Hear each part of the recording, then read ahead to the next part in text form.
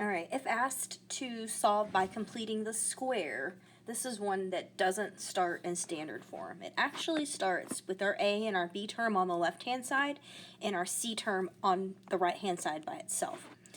So our C term is negative 12, so I'm going to add 12 to both sides to get it to go to the other side. So I'm left with x squared minus 8x, and then I'm going to leave a blank here so I can complete the square, is equal to positive 12. All right, so the next thing I do is I look at my B term, which is negative 8. So half of 8 is 4, so I'm going to take half of it and then I'm going to square it. Half of 8 is 4. 4 squared is 16, so I'm going to add 16 here, and then I have to BS it. I have to both sides it, so I'm going to add 16. All right, so if you need to draw an X, you can, but remember that we're finding two numbers that multiply to a positive 16. They're going to add or subtract to a negative 8, and it's going to be negative 4 and negative 4. So x minus 4, there's two of them, so I can just say x minus 4 squared is equal to 12 plus 16, which is going to be 28. All right, so the next thing we would want to do is try to get rid of the square, and we're going to do that by square rooting. And what we do to one side, we have to do to the other side. So x minus 4 squared just comes out as x minus 4, and the 28 we're going to have to break down. So I know that 4 times 7 gives me 28. The 4's is going to give me a pair of 2, so the 2's are going to come on the outside, and the 7 has to stay on the inside of the house. Now we need to have this 4 join the party over to the other side, so we're going to add 4 to both sides. So x is equal to 4 plus or minus 2 radical 7.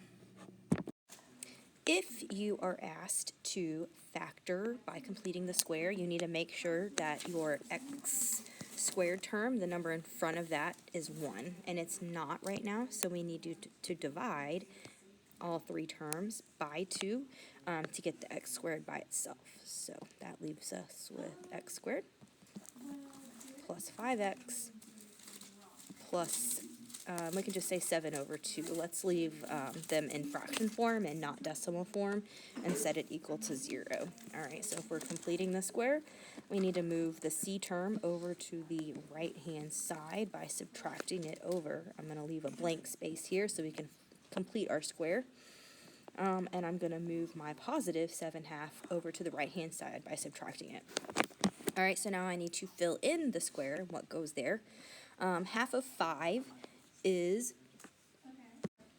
5/2, so you can see right here I'm going to square 5/2 by saying 5/2 times 5/2, and you can see that that turns into 25 over 4.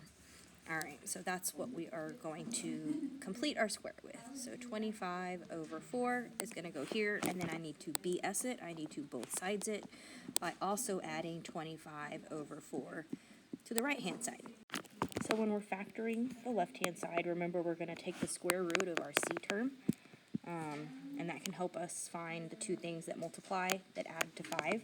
So the square root of 25/4 is going to be 5/2. And remember, I'm going to square that because I have two of them. And then I'm simply going to put in my calculator, negative 7 divided by 2 plus 25 divided by 4. And I get 11 over 4 when I do that. All right, so now I need to take the square root of each side. So I'm going to square root this, so that turns into 1x plus 5 over 2. And then when I go to take the square root of 11 over 4, I cannot, there is no perfect square for 11, so 11 stays in the house, but 4 is a perfect square, so 2 is the square root of that. All right, so now I need to move that positive 5 over 2 over to the right-hand side. I'm going to do that by subtracting 5 over 2 to both sides. So that leaves me with x is equal to minus 5 over 2 plus or minus radical 11 over 2.